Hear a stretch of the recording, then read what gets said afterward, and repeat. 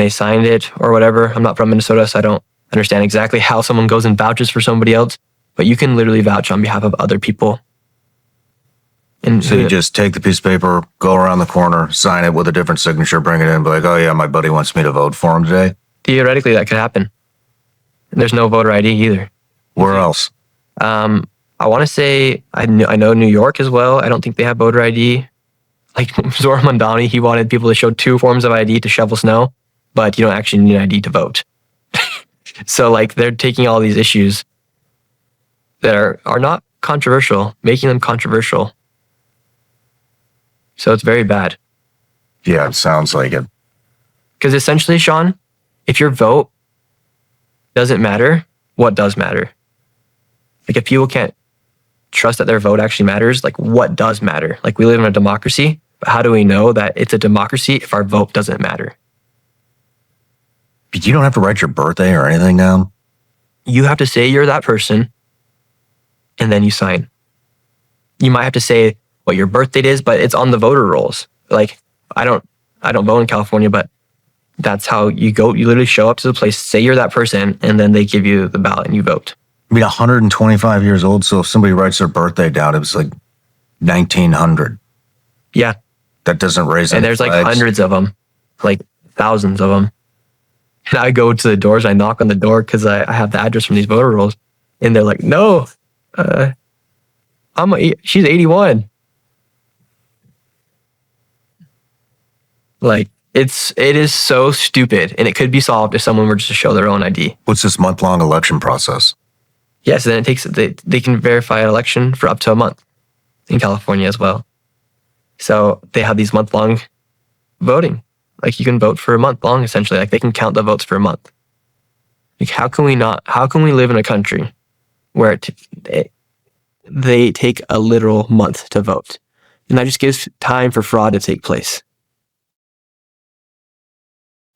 And then you say something like that and they get so mad at you.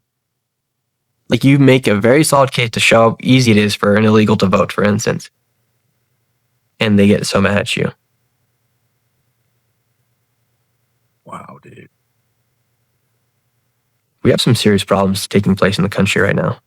Has there been any chatter about how they're going to fix this? Well, they're trying to pass the SAVE Act, which would require voter ID in federal elections. In California, they actually just they got enough signatures to be able to put that on. I think it's a proposition to require voter ID inside the state of California. And we'll see if it gets passed. I mean, they still have to enforce it. Mm-hmm. It's just like what you were saying earlier about what Gavin Newsom said. I mean, it's great he tried to fix it, but you still have to enforce it. Yeah, you still need to enforce it, and you actually need to serve the people of your state, whether they're Republican or Democrat. If this many people want it, it's not like an 80-20 issue. I would say that's a 90-10 issue. I think everyone can come to their senses and say, we should show our ID when we go and vote. Well, what I mean, did you get the pulse of the citizens there? Did you talk to anybody? Do they want that? If you ask anybody and you have a conversation with them, they will come to their senses and say, that makes sense. And the majority of people I talk to think it needs to happen. I did speak to one individual. He's like, no, why would I need that? I'm like, well, you need it when you go to the airport. It's like, even at that, I don't want to do it. I said, well, like that's the thing. That's the logic of that person who doesn't want it. It's like, it's just too much effort. How were you received there? Does everybody hate you in California? No, people love me in California. Really? Like literally everywhere I go, more people love me than don't like me because they're seeing these scams and these fraud take place. It's just that small group that get upset. It's the fraudsters.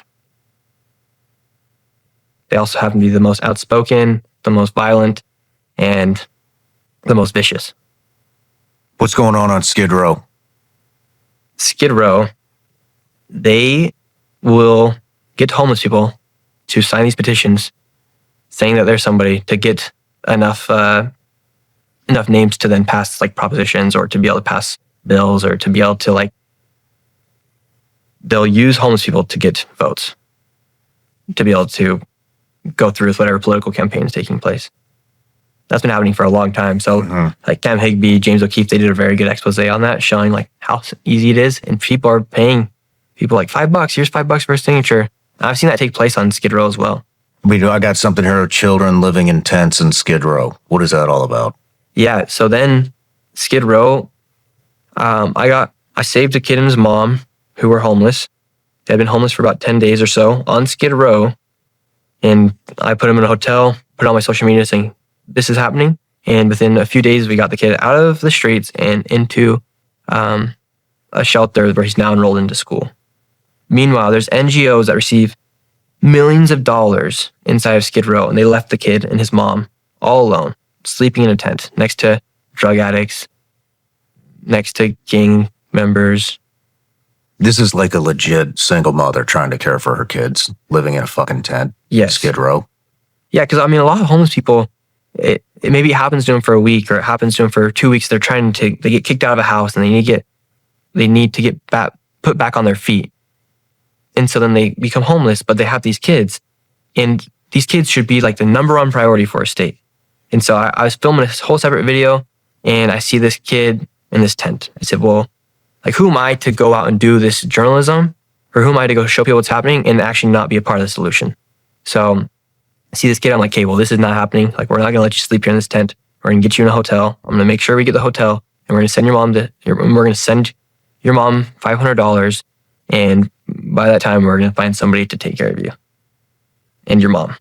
So within literally 3 days, we were able to get a kid off the street of Skid Row into a hotel and then into a housing system that then gets him enrolled into school. And it had nothing to do with the government. Good man. Good man.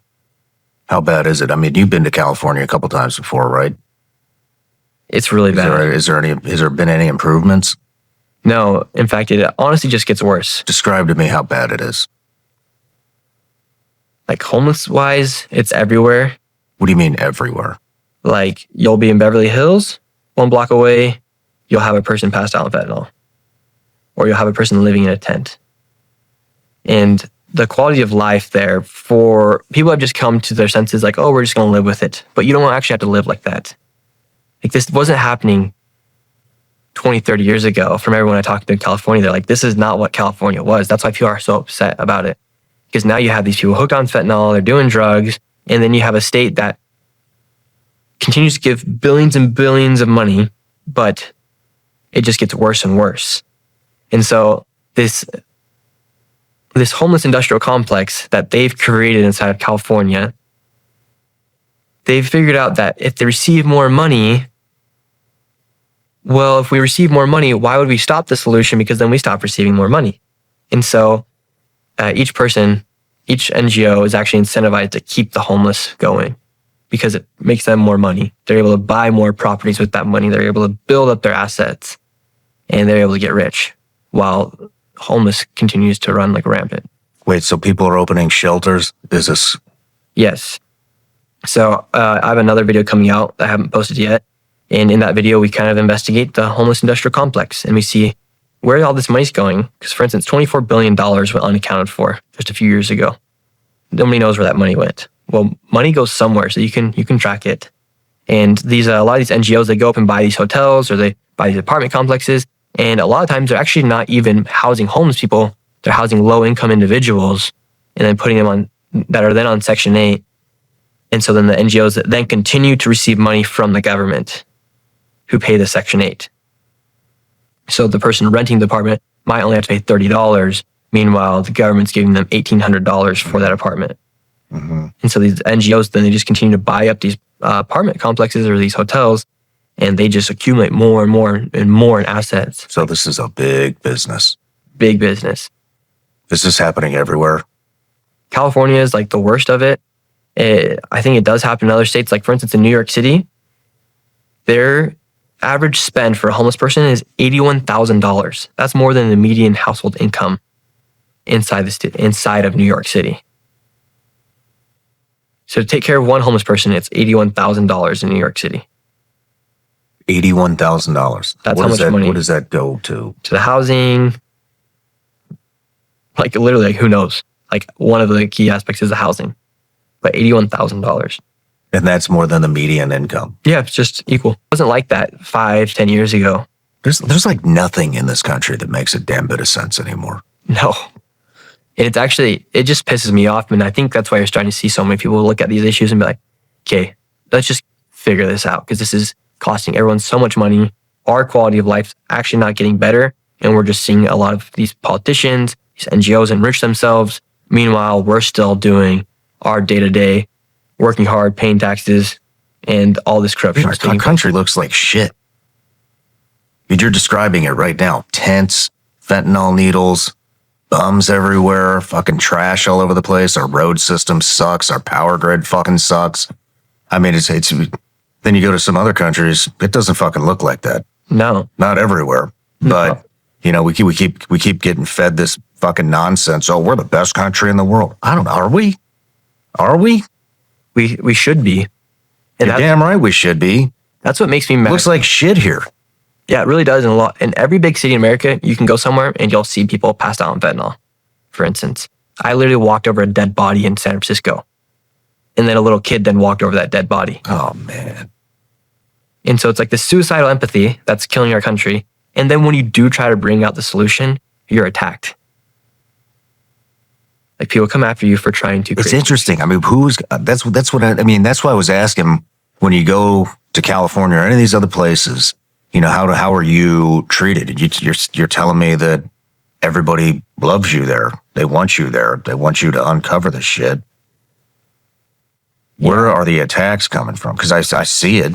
I see it on your social. They're just hammering you. I saw the meme from Newsom's team. So that's the problem is like even if it's 1%, that's a few million people like in the country. So if it's 1%, that's 3 million people, which is a ton of people. And they're going to be a lot louder than the other 300 million. Mm-hmm. So I'll give you like a good example. I'm at this gas station in California. Some guy comes up and he yells like, F you, Nick Shirley. At the same time, some other man comes up to me. He grabs my hand and he says, you have no idea how many people are praying for you. And he says it super silent, like very quietly, very humble. Meanwhile, you have this other person yelling, F you, Nick Shirley. So you have that 1% that is literally crazy, like literally insane. And then you have the vast majority who see what you're doing and are supporting you. But that 1% is a lot of people. If you're in a big crowd, 1% can make a big difference. Mm-hmm. Mm-hmm. What is this new video you said you were working on? Yeah, it's going to be about the homeless industrial complex in California. What else you got? When's this releasing? Yeah, it's going to come out in the coming weeks. Okay. I've been traveling a lot, so I need to sit down and be able to edit it all. I'm working on that. I have some other fraud cases I'm looking into. You want to talk about it? This isn't going to come out for a couple weeks. Yeah, we can talk about it. Let's do it. Essentially, these NGOs are literally just becoming like these mega enterprises that are receiving millions and millions of dollars. And I mean, some NGOs, their assets are upwards of $500 million. $500 million? Yes, they've been able to accumulate that much money in assets. And they'll buy like a hotel, for instance, and then they'll value that hotel room for $200,000. And it's really like a 10 by 10 room with a shower in the back. And these aren't just in bad areas. Like one of the parts I'll show in my video is a hotel in Encino, California. That's one of the wealthiest zip codes in the Los Angeles area. Just next to it are $10 million mansions. And they're going to be bringing in troubled youth and homeless individuals into this hotel next to these $10 million mansions. I'll bet they love that. Yeah, and then people are still going to vote for a Democrat. Like, people are still going to vote for the people that continue to let this happen. Like, I think Karen Bass is still going to win. Hopefully she doesn't, but I think she might win for mayor again in LA.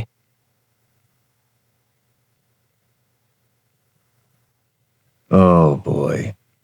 Oh, man. How about the theft? You remember, right before, I guess for the past about 4 years, we've just been seeing just mobs of people ransack Target, jewelry stores, the Apple store, anything in sight. Is that stuff still going on? Have you seen that stuff going on still? I think that's slowed down. I think they changed whatever was allowing people to steal upwards of $900 and walk away. They did change that. I think Did they start enforcing the law? I think they started to enforce the law.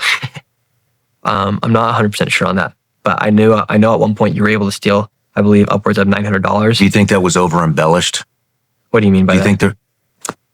Do you think that the media was over embellishing No. how common that was? No. I have no idea. I don't go there. I don't go to California. I see what I see. I don't need to go there. No, they weren't actually. In CVS, you have to literally wait for somebody to come and unlock the door so you can buy deodorant. People were stealing everything. In fact, if you just wait around long enough at a CVS in California, you'll catch someone shoplifting. And a lot of the stores are just like leaving. They did a lot of damage to the country underneath Biden. Like underneath from like 2020 to 2024, a lot of damage took place. Mm-hmm. Like damage that is hard to fix. What do you think motivated them to start enforcing the law? People leaving the state. A lot of high wealth individuals decided to leave.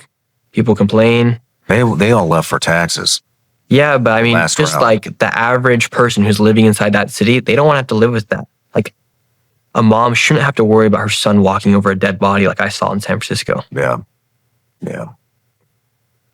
It's like the suicidal empathy that's killing the country. And like this straight up delusion, like this brainwashing. Like people can't think critical these days, I feel like. Well, that's no shit. What else you got coming up? You know, What's piquing your interest? like the fraud's really bad. I do want to get back to doing some like international videos. Like I did a lot of like work in like El Salvador where I went and showed what was happening. Like that was super fun to go, and I was like the first one ever to report on the prisons there or to go to the favelas in Brazil. It's just now harder for me to like move around in the United States to like go film a video. Yeah, I'll bet it Because is. the fraudsters, like they're on high alert. Protesters are on high alert too. Because a lot of the protesting here in the United States isn't organic either. And they're that crazy 1%. Because I was popular before all this stuff. Like I still had like millions of followers. And now it's gone up exponentially.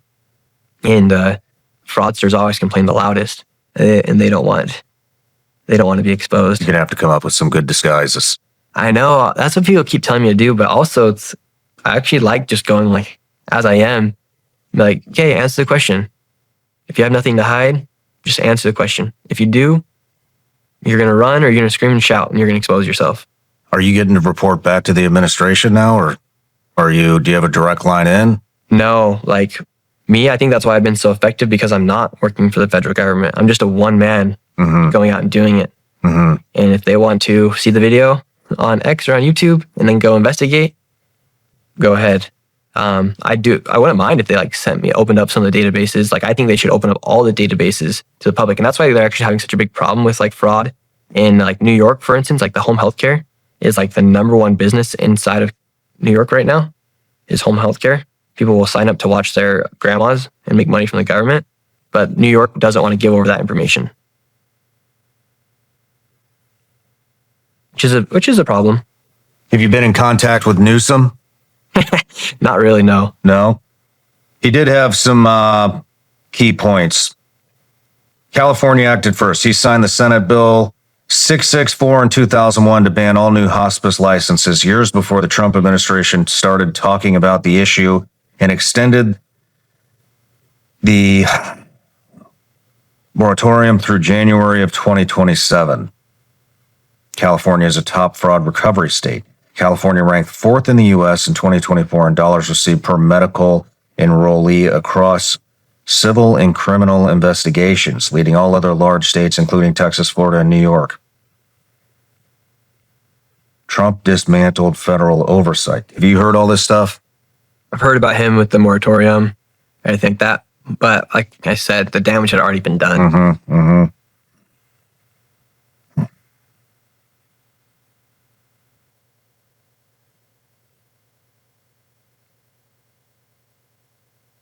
All right. I got a hot question for you. You ready? Ready. All right. So we actually used Claude AI to scrape the internet for the most viral moments tied to your name. And here's what it came up with. There was some controversy around your Channel 5 interview with Andrew Callahan. A lot of people online were bashing you online for the word benevolent. What's your response to that interview? Yeah, that interview with Andrew, it was a 2.5 hour long interview. He cut it down to an hour long interview. So imagine me and you have this conversation for 2 hours and you just chop out an hour of the conversation. Everything that you say? Yeah. Like, that's not how a podcast works. Oh, man. And that was very like messed up on his part, I believe, to go about and doing that. I was very kind. I let him come to the location where I told him to film it. He actually made me mad too. But first, so that was like 72 hours after I posted the video. I've been functioning off of literally like 6 hours of sleep that day, or 6 hours of sleep those past 3 days. I said, like, me and Andrew are boys, let's do the interview. I'm like, I'm down to have a conversation. In the text prior, he's like, oh, I've been getting doxxed and stuff like that. I said, yeah, like, here's the location, come film. And so then I see the interview and I'm like, wait, what is this? Like, this is like all chopped up. You don't put in your answers to the questions where you know you were wrong as well. Like, that's not a fair interview. And luckily I had filmed it on the back end too. Nice. Did you release it? Yeah, I released it. Good man. And I'm not going to say that was my best interview by any means. Like, I wasn't functioning at 100%, yeah. To be honest. I just thought like I thought we were boys, and obviously we aren't. Man. And yeah, I mean, I messed up on the word benevolent. My bad. Have you heard from him since? He then made a full reaction video to the video. And what makes me mad is he knew that, not to say the city I was in. And he does that in the reaction video. I was like, Cable, you just doxed me. What an asshole. Yeah, exactly. Wow. You just met Elon Musk and you were awarded $100,000 from X for your investigative article. What was your conversation with Elon Musk? And is there something bigger coming between you and Elon that you haven't announced yet? I think we both just wanted to meet each other. And the first thing I said to Elon was just like, thank you. I said, like, thank you for X, for having a platform where real world change can take place. So all these other social media platforms, like YouTube, for instance, I posted that Minnesota video, it got 4 million views. I posted on X, it got 150 million views, and within 7 days, all together across all social media, across the internet, that video got 4 billion views. Whoa. 4 billion views. Holy shit, dude. Yes. Holy cow. And I said, thank you. My whole channel has like 2 billion views. Yeah. So that Minnesota video. Oh my gosh. Is the most viral video potentially ever in the internet. The most viral video on X. That's what they told me at X as well. And so I said, like, thank you. Like, your platform is where real world change can happen. Like, this can't happen anywhere else. And I don't think too many people actually like say thank you to Elon Musk. Like, do people realize what he's actually done for society? Like, between Starlink, between Tesla, between X, between the tunnels, like, do people realize how much this man has done? PayPal, too. Like, do people actually realize how much impact this man has had on society? And everyone just wants to demonize Elon Musk. And so I'm sitting there, I'm looking at him just eye to eye. I'm like, wow, like, this man has done a lot for society, and he's taking his time to just talk with me. Like, I think we both just wanted to meet each other and to have a conversation. I mean, not only that, he's also motivated an entire new generation of innovators. Oh, I mean, they're all building, not all of them, but a lot of them. I interview a lot of them. That's it. That's their inspiration. And a lot of them are innovating things that are going to go along with his mission to Mars or whatever. I mean, it's just, it's huge. 100%. And just he's inspired. Yeah. And just like the drive to still be doing this. Like, he doesn't need to be like, he's not money driven. Yeah. And everyone wants to get mad at him for having money. I'm like, that's just what happens when you provide such value to the world. Yeah. Yeah. And so we talk, and I was super nervous to initially go in there because, like, the first floor of X is like the first floor of X is kind of like more like the common area, and like there's like a cafeteria, and they have their offices where they're doing certain stuff, and then you get up to the second level where he's at, and that's like more like serious vibe. Like, all the lights are dimmed. There's a lot more like artwork of like the SpaceX, like the X, like the galaxy and stuff like that. And then you get back to where Elon is, and he has all his security, and there's windows, and he has security everywhere, like almost nearly every single window there's a security guard. And so then his assistant comes and grabs me, and I walk over to Elon and take my hand, take me in. We have this conversation, and we like I said, the first thing I said is like, thank you, like for what you've done. And I told him like some things I think that X could improve on. And then I was super nervous. I had like a whole itinerary of stuff I thought I was gonna have to like lead this conversation.